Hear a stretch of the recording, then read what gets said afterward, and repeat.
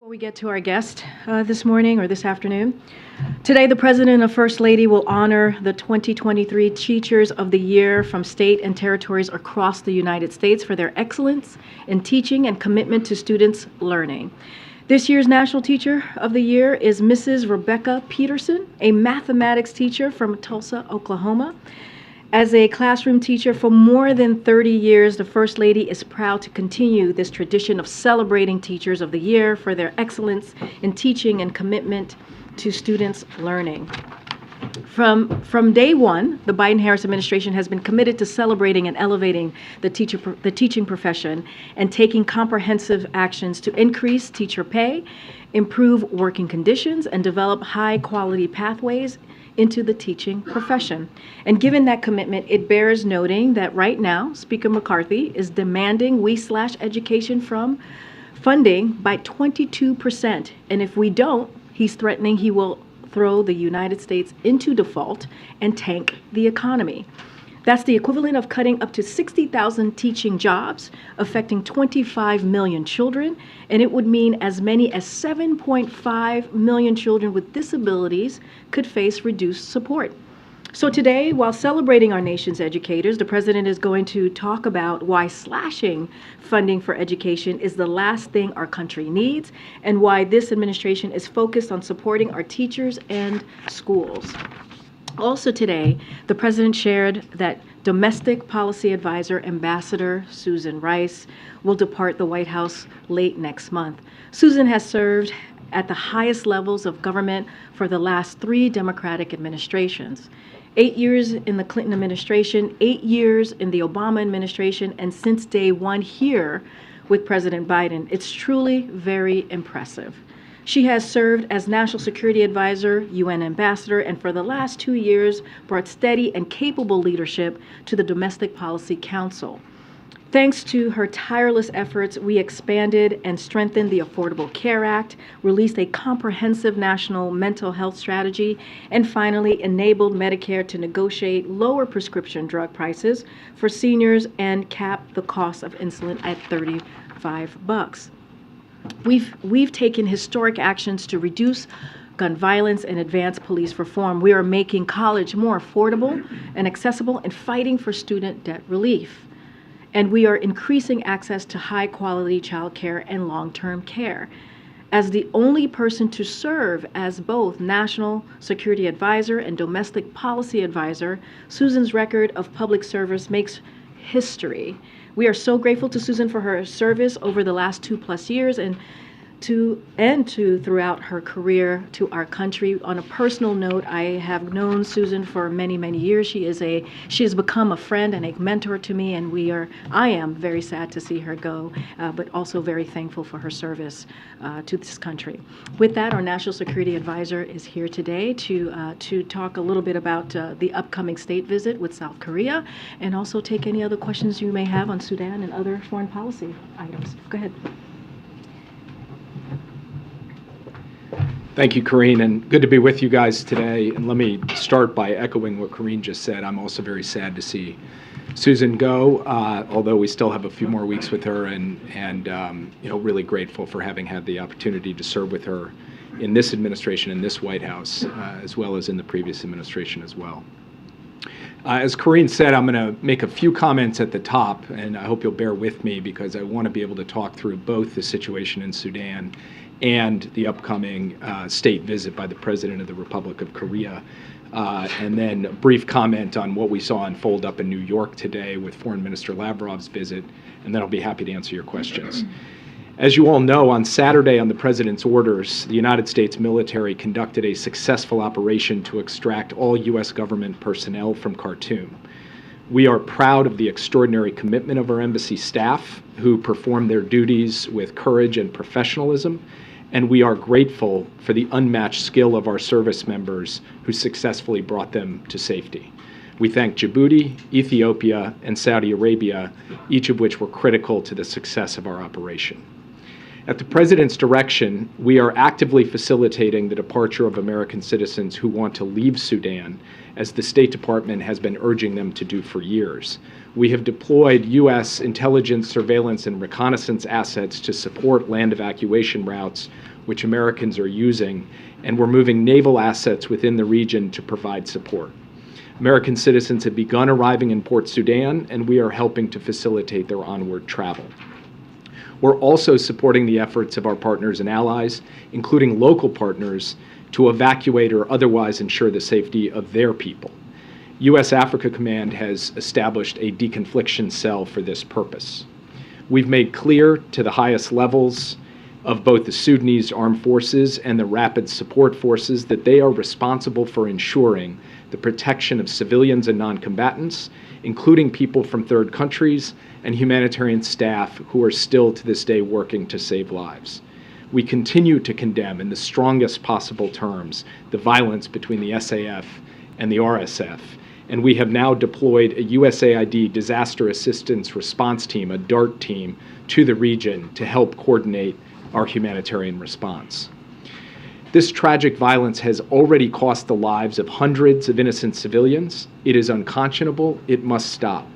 The belligerent parties must implement an immediate and unconditional ceasefire, adhere to international law, allow unhindered humanitarian access, and respect the will of the people of Sudan to return to a path of civilian rule. I want to stress that we have only temporarily suspended operations at the U.S. Embassy in Sudan. We fully intend to resume those operations as soon as it is safe to do so. We remain deeply committed to the Sudanese people and to their future. Also, as you know, President Biden will welcome President Yoon for the White House's second official state visit this week, marking the first state visit by an Indo-Pacific leader during the Biden-Harris administration. This visit also marks 70 years of the U.S.-ROK alliance. We're celebrating the last 7 decades of this alliance, and we're looking forward to the next 7 decades. Under the Biden-Harris administration, the U.S.-ROK alliance has grown far beyond the Korean Peninsula and is now a force for good in the Indo-Pacific and around the world. The two leaders themselves have developed a rapport over the course of the less than 1 year since President Yoon took office in Korea. And they've had a total of 4 engagements already just in that short time. Our economic and people-to-people ties will be front and center on this visit. During the Biden administration alone, just in the last 2+ years, the Republic of Korea has invested over $100 billion in the United States. That is translating to jobs across this country. This includes the Samsung semiconductor fab in Texas, Hyundai's work to build an EV factory, significant new investments by SK and battery plants, among others. The summit will also celebrate what we've been able to do under President Yoon's leadership since he took over. From unveiling its first ever Indo-Pacific strategy to being the first president of the ROK to ever attend a NATO summit, to co-hosting the second Summit for Democracy, the ROK is stepping up around the world. President Yoon has also shown determination and courage in his moves to improve ties between the ROK and Japan, an issue that has long been of deep interest to President Biden. Together, President Yoon and Prime Minister Kishida are strengthening the ROK-Japan relationship in ways that leave us all stronger and have helped contribute to a stronger trilateral relationship among the United States, the ROK, and Japan. This visit, of course, also comes at a critical moment as North Korea continues to develop its nuclear and missile capabilities. The two leaders will have a chance to consult closely on that. President Biden will reinforce and enhance our extended deterrence commitments to South Korea with respect to the threat the DPRK poses. The alliance remains committed to pursuing dialogue with the DPRK to achieve a peaceful diplomatic resolution to longstanding differences and to achieve the complete denuclearization of the Korean Peninsula. We are ready to meet at any time, at any place to address serious concerns, and we are open to the possibility of humanitarian assistance with appropriate safeguards to help the people of the DPRK. While we've long been focused on the Korean Peninsula, though, this alliance is doing far more than ever around the region and around the world. The ROK, for example, has stood fast in support of Ukraine since Russia's brutal invasion over a year ago. The ROK is committed to provide over $230 million in humanitarian assistance since Russia's invasion, which includes non-lethal military aid, medical supplies, and generators.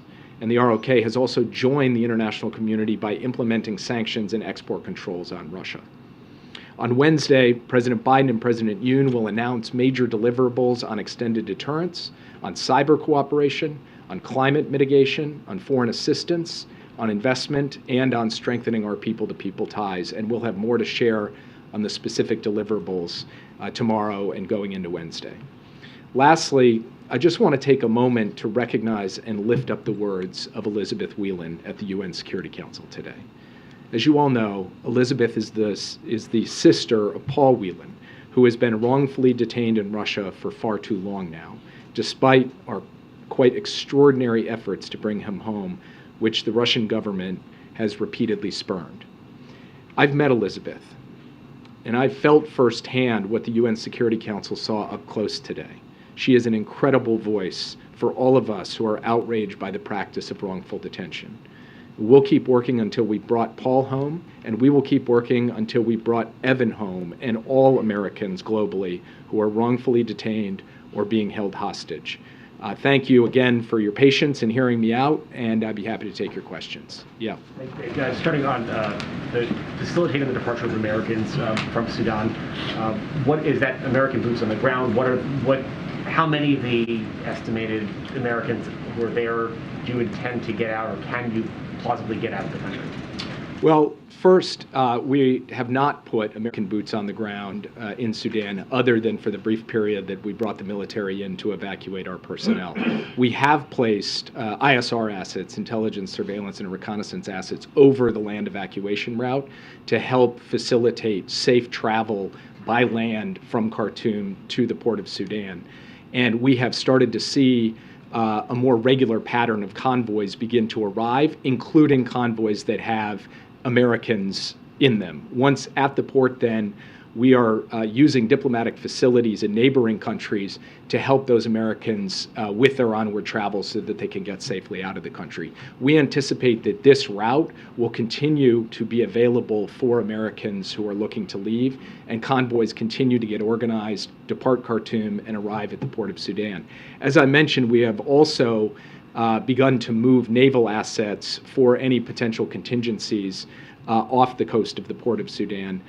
Those are the major ways in which right now we are providing the kind of support and facilitation to help Americans who want to leave be able to leave, and Americans are in the process of availing themselves of that.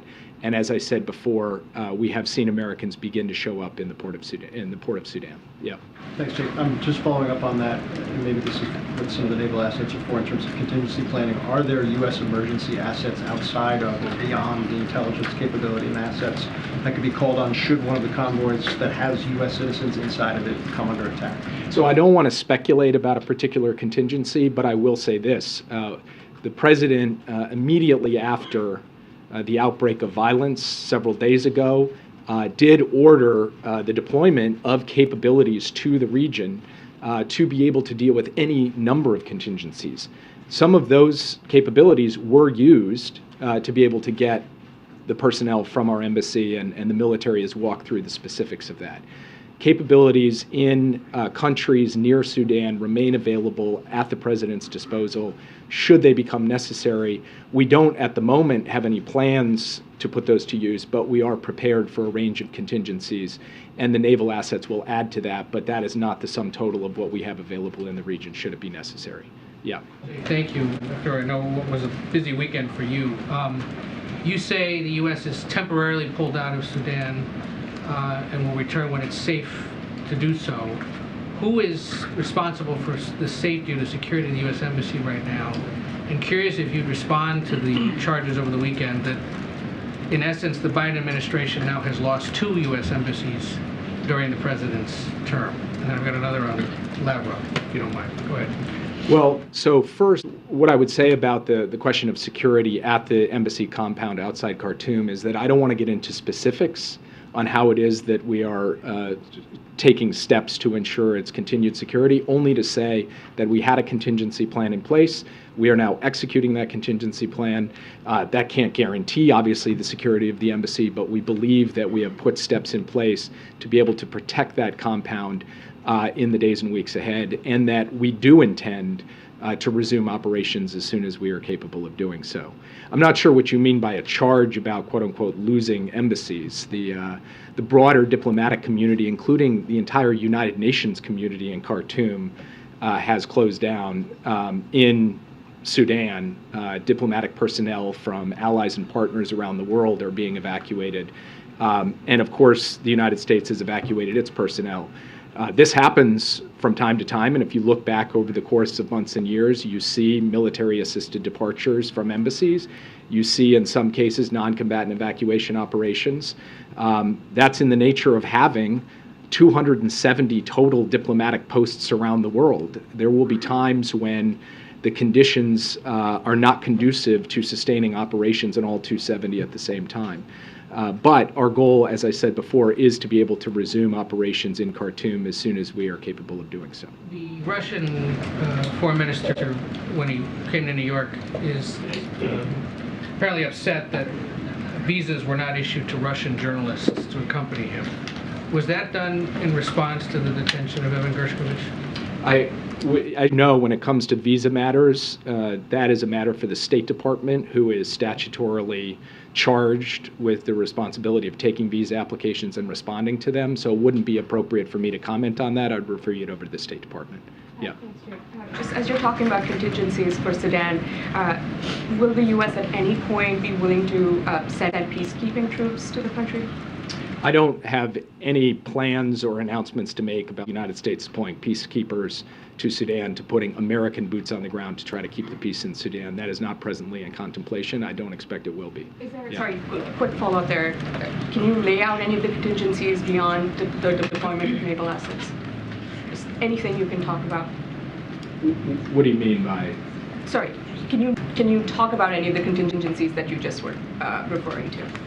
So look, I'm not going to speculate about things that haven't happened. All I'm saying is that when it comes to being able to respond in extremis, should we feel we need to do so to protect the security of our people who may be coming under threat, the United States has the kinds of assets and capabilities necessary to be able to do that. But from our perspective right now, we believe that the current course that we are on, which is to continue to try to facilitate and support this land evacuation route, is the best way for us to proceed. Again, that involves a set of ISR assets. It does not currently involve U.S. forces on the ground. Yeah. Jake, you just mentioned that you are seeing more Americans arriving at the port of Sudan, but it seems that last night and over the weekend, the State Department was warning Americans to be cautious of private convoys because they were too dangerous headed in that direction. So did something shift there because of the assets that have been put in place, and is the message now it would be safe to travel to the port? So we are very clear-eyed about this. There are risks with any potential option. There were risks when we flew helicopters in to get our people out. So we're not saying anything is an ironclad safe option, and it would be wrong of us to tell Americans, oh, you got nothing at all to be concerned about. There's obviously fighting happening in this country, and whether it's trying to leave by air or by ground or shelter in place, all of them bring risks with them. So we are communicating risks quite clearly and quite directly to people, as we have communicated risks over more than a decade to tell Americans not to travel to Sudan in the first place and to leave Sudan if they were there. But what we are also saying is that for those Americans who are interested in joining a convoy, we have been providing information about how they can do that. And then, as I mentioned before, we are now providing some degree of overwatch to try and ensure that these convoys can arrive safely. We have seen a number of them now arrive safely. We have seen Americans among those convoys. And so we are going to be very clear with Americans both about the risks and about the available options to them, and we will continue to stay in close communication with those Americans who we have contact information from, and the State Department is doing that on a day-to-day basis. in some cases on an hour-to-hour basis, we remain available to any American in Sudan who is looking for support and guidance from the U.S. Can you provide any update just on even the hope or possibility of a ceasefire, where negotiations can stand? I know the U.S. is still in touch with generals on both of the warring sides. Is there any role the White House and the President has played in those talks? Anything you can share on that front? So we have had from the White House a number of conversations with key people in Sudan, as well as from the State Department and from our ambassador on the ground, who was in daily contact until he was pulled out, but will remain working the phones from his position now outside of the country. I don't want to speculate about what will or won't happen because it's a very dynamic situation, but we have not given up on the notion that there could be a ceasefire that comes into effect and is durable. There was a ceasefire in place during a portion of the Eid holiday. There is, as we speak now, efforts by both sides to have a diminution in violence. There is a goal to continue extending that beyond the end of the Eid period, and we will keep working with close partners in pushing the two sides to try to deepen and extend the diminution in violence that we have seen and to try to get a permanent and durable ceasefire in place. I can't give you a prediction as to whether that is likely to be successful or unsuccessful. We see the risk of protracted conflict here, but we also see a possibility, one that we are going to exercise every tool we have available to us, that we could get to a ceasefire, and we want to drive to that if at all possible. Yeah. Jake, what more can you tell us about the contours of the nuclear deterrence package that you're going to announce this week? Should we view it in the context of the desire on the part of the majority of people in South Korea they should have their own nuclear deterrence? We will have the two presidents actually release a statement that deals with the question of extended deterrence, particularly in the context of the threat and the evolving threat posed by the DPRK. I'm going to wait until we roll out that statement. I won't preview it in great detail from this podium, but what I will say is that we believe that that statement will send a very clear and demonstrable signal of the United States' credibility when it comes to its extended deterrence commitments to the Republic of Korea and to the people of Korea. And we also believe that the ROK has been a good steward of its non-proliferation obligations under the NPT and will continue to do so. Yeah. Thanks, Jake. One of the early kind of themes of the messages of the administration was foreign policy for the middle class. I was just wanted to ask, is that still a driving theme, and is it now harder to achieve considering these increasing challenges around the world? What's going on now in Sudan, pardon me, as well as Ukraine?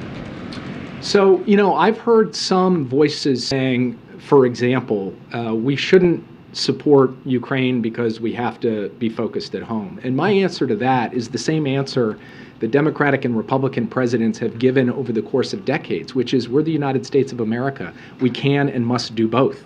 We can look after our people at home and make far-reaching investments in the middle class here for good-paying jobs for years and decades to come, while also standing up for the values that we hold dear around the world, including the value of freedom and freedom for the people of Ukraine. We are capable of doing both, and that's not an abstract proposition. That is the last year since the war broke out. In that time, we have not only mobilized an international coalition to resist Russian aggression and to protect Ukraine as a sovereign and independent country, we have also made historic investments in clean energy, in infrastructure, in technology, in the United States, investing in this country in ways that are going to make the middle class stronger, more vibrant, and bigger than it was when President Biden took office. So from my perspective, the United States has significant obligations around the world, obligations that relate directly to our national security and to the well-being of working people here in this country. We will discharge those obligations. We will do that while at the same time putting in place the most significant set of investments in more than a generation in working people, middle-class people in the United States. And so I think the results speak for themselves. And the answer is yes, we still are committed to a foreign policy for the middle class. Yes. Thanks, Jake. You said from the podium that the U.S. government has been telling Americans not to go to Sudan for more than a decade, and if they're there, to leave. Obviously, that message has had limited impact because there are thousands of Americans who were living in Sudan when this fighting broke out. Is there more that needs to be done for Americans in countries where you think they should not be to drive home that message in a more direct way so that they're not in harm's way when danger erupts? Americans are free people. We cannot dictate where they travel, tell them they must go or not go to a particular place. We can only give them the best, clearest, most sustained, most consistent advice. And we have been as clear, as consistent, and as sustained as we possibly can over the course not just of this administration, but previous administrations, to tell people about the dangers of living in Sudan. I would also point out that the American people do need to understand, as I've stood at this podium and said in other contexts, like in Ukraine, it is not standard practice for the United States to send in the U.S. military into war zones to extract all American citizens. We didn't do it in Libya, we didn't do it in Syria, we didn't do it in Yemen, and no, we didn't do it in Ukraine. Afghanistan was a unique case involving the end of a 20-year war that the United States was centrally involved in.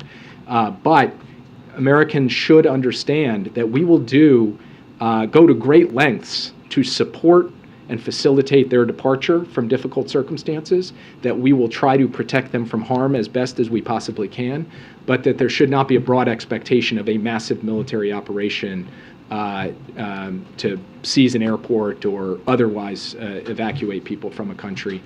And that has been the pattern over the course of many years. It is the exception, not the rule, for us to do something like that. Yeah. So when it comes to those great lengths you just mentioned, Kirby this morning said that right now, it's not very safe to try and run some larger evacuation, but should we take that to mean that there is a willingness to conduct a larger scale evacuation if and when conditions improve, or no? Well, there's certainly a willingness to take steps to help Americans be able to get out of the country. And if those steps in a risk analysis included, potentially facilitating civilian flights or anything else along those lines, the president has asked for every conceivable option to be able to help Americans. We would like to help as many Americans go as possible, but we want to be able to do so in a way that is fundamentally reducing overall risk, not increasing overall risk.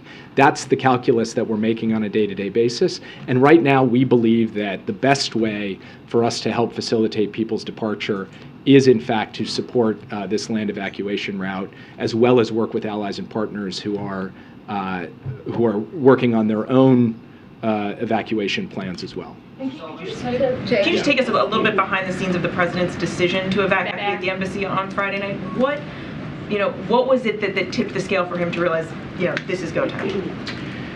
I think it was a combination of three things. One, the opportunity presented itself because it became clear to us that this was a viable operation, that we could run it, we could do it, and so he thought, okay, you've given me an option that will be successful. Second, it became clear also that there was a decent likelihood that we would see some form of protracted conflict, even if punctuated by moments of ceasefire, and so we couldn't just wait for the end of this all. And then third and finally, there were considerations, which I won't go into great detail here, involving how long you can sustain a platform with a full complement of U.S. personnel living at an embassy indefinitely while fighting is raging and supplies are difficult to obtain. So you put all of those things together, the president felt this was the right moment, it was the right opportunity. He directed his military to seize that opportunity, and they successfully carried out the mission. Thank you, Jake. On Ukraine, I wanted to give you the opportunity to respond to a former White House stenographer who this month outed you as an anonymous senior administration official who briefed reporters on Air Force Two en route to Ukraine in 2014. He says that you spoke about giving aid to the Ukrainian national gas industry just days after the second son had secretly joined the board of a Ukrainian gas company. He says he considers you part of a corrupt influence peddling conspiracy. He wants to testify to a Delaware grand jury about it. Do you have a response to that? And were you part of a corrupt influence peddling operation involving the Biden family in Ukraine or any other country? No. Yeah. Thank you so much, Jake.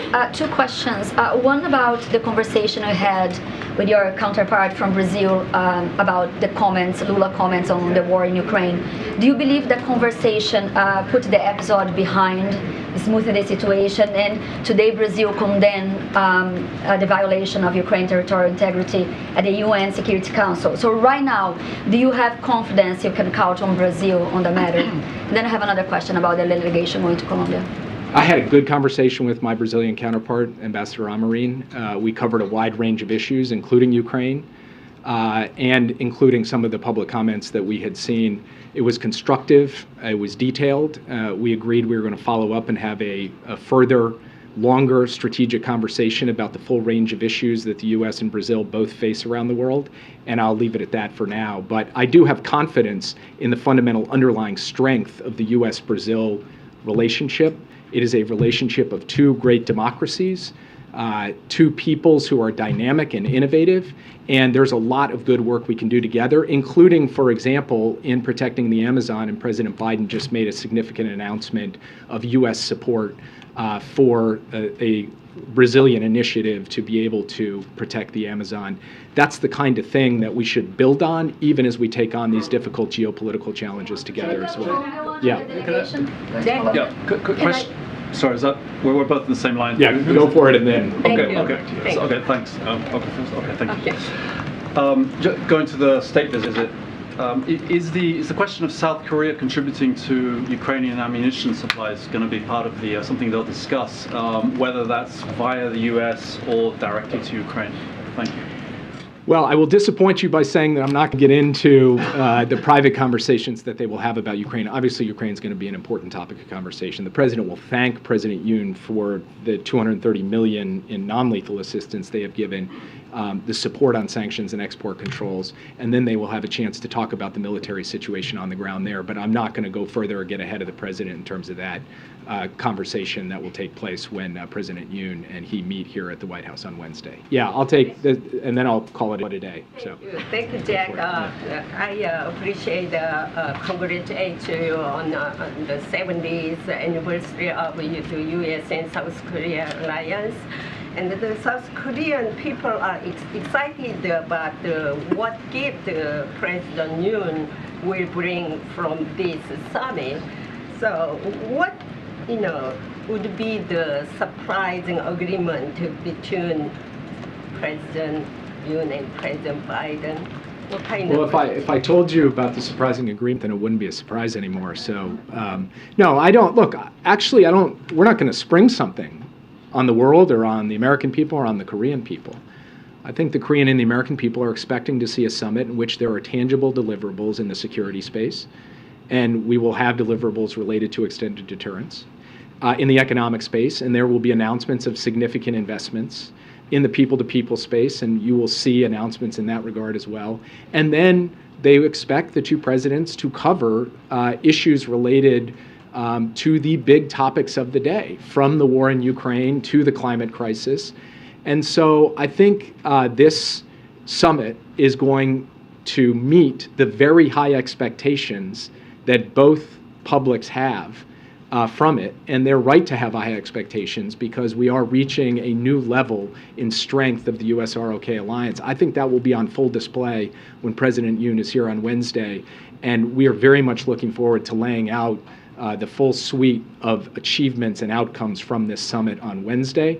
And I will not further steal the thunder from the president, either this president or the ROK president, before doing that on Wednesday.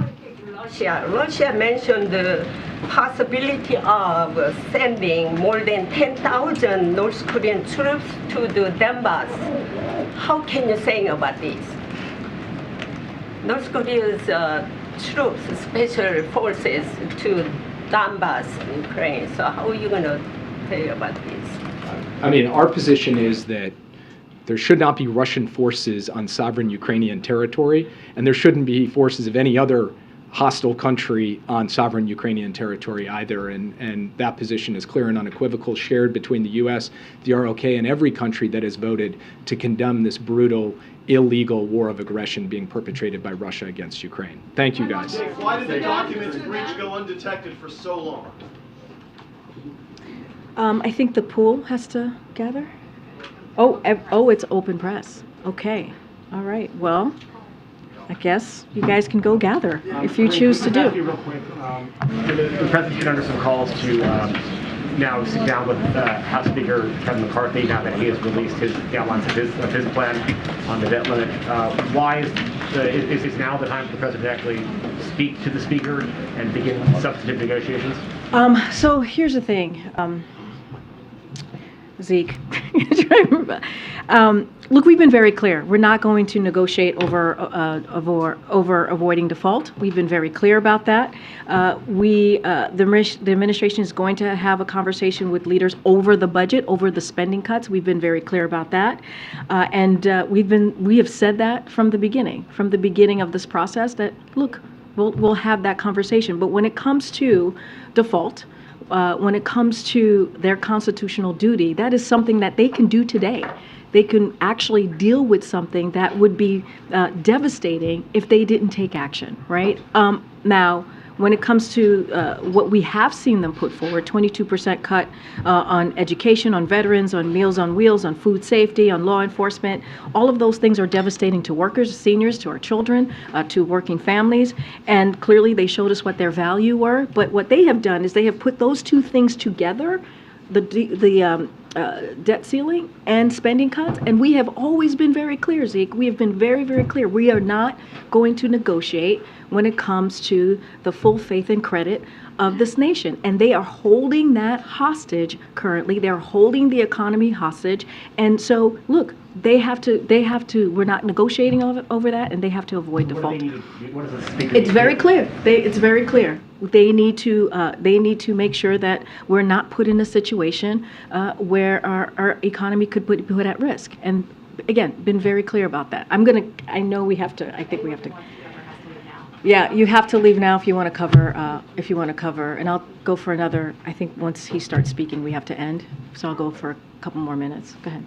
Thank you, Karine. We saw the Michael decision, and so I wanted to, we saw the statement from the president, of course, over the weekend as well.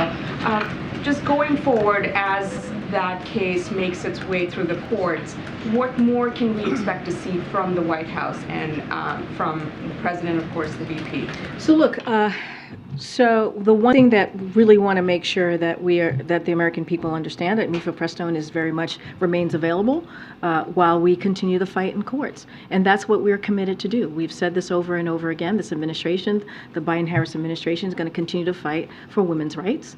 We're going to continue to fight for the FDA to have the right to make these medical decisions, to make these evidence-based decisions, and so that's what we saw. That's what the judgment really preventing the lower court decision from going into effect, which is incredibly important. But we are going to continue to fight, and we're going to continue to call on Congress to codify Roe. And that is something that you saw in the president's statement, something that you've heard from the president many times. Again, the fight continues. We're going to continue to fight for millions of women who are across the country, and that will not stop. So just a specific question on that. A lot of retail pharmacies, the pharmacy chains around the country are going through this certification process to keep the pill available, or even in some situations make the pill available for the first time. Can you give us an update on where things stand? Is the White House working with the HHS, because that regulatory change was proposed in January? Is there any update on that? Because I don't have an update. That is something that HHS can speak to much more directly. What I can say from here is that we believe that we will prevail in the courts. We believe that the law is on our side, and we're going to continue to fight for millions of women across the country. Go ahead, Joe. Yeah, thanks, Karine. I want to follow up on what Zeke asked there. Senator Klobuchar on CNN yesterday said that President Biden should sit down and negotiate with the Speaker on the budget, but also made clear that the spending cuts and should not be tied to the debt ceiling. And so, would President Biden sit down with McCarthy to debate, to negotiate their different budget proposals, or what is the position? So I want to be very clear here. The House Republicans' position is, unless the President and the Senate agree to their entire agenda, that they're going to default and crash the economy, and that is dangerous. That is something that we're going to continue to call out, and it is unreasonable to do. We have been very clear. There will not be any negotiation around the debt ceiling. Right? This is something that is their constitutional duty to do. They've done it 3 times. You've heard me say it over and over again. They did it 3 times in the last administration, and they should do it now. And look, you know, every Republican that votes for this bill that Speaker McCarthy and MAGA Republicans have put forth, they're voting for cutting costs on veterans. They're voting for cutting costs on education. I just laid out at the top of the briefing what that would mean. 60,000. I mentioned 60,000 teachers. I mentioned how many kids it would affect. And so that's what they would be voting for, against those things that American families need. And we're talking about programs that they need to meet ends meet. And so we've been very, very clear. It is unreasonable to put forth what they did last week. It is cruel. That piece of legislation is cruel. And so they need to really make sure that we don't go into default, and that's what they're asking to do. They're asking to hold our economy hostage and go into default, and that's something that we're going to continue to call out. Now, last week you didn't seem to rule out the possibility, though, of President Biden sitting down with McCarthy at some point. Is that something you're open to? So look, again, House Republicans must avoid default, been very clear, and that is within their power to do at any moment. That is within their power to do at any moment. And so that's what we're expecting them to see. I think I have to wrap it up super quick, guys. Go ahead. On the teachers? In the Ralph Yarl shooting in Kansas City, local leaders are calling on the DOJ to step in and pursue hate crime charges. Is that something that the White House would support? I'm not going to get ahead of the DOJ. That's something that they need to decide. We've been very clear about Ralph Yarl. As you know, the president spoke to him and his family last week to wish him a speedy recovery. And we've been very clear on how we see moving forward when it comes to gun violence, and Congress to do more, Republicans in Congress to do more. Person said the president was politicizing the situation. Do you believe that the president was I'm sorry, I didn't hear the governor of Missouri said the president was politicizing the situation. What the president is doing is trying to protect families and communities across the country. That's the action that this president has taken the last 2 years, doing almost 24 actions and executive orders to make sure that we are taking steps to stop an epidemic that we're seeing with gun violence. And that's what he should do as president. Now we ask the House Republicans to do the same, to have some courage so we can protect our families and protect our kids. Thanks, everybody. I'll see you tomorrow.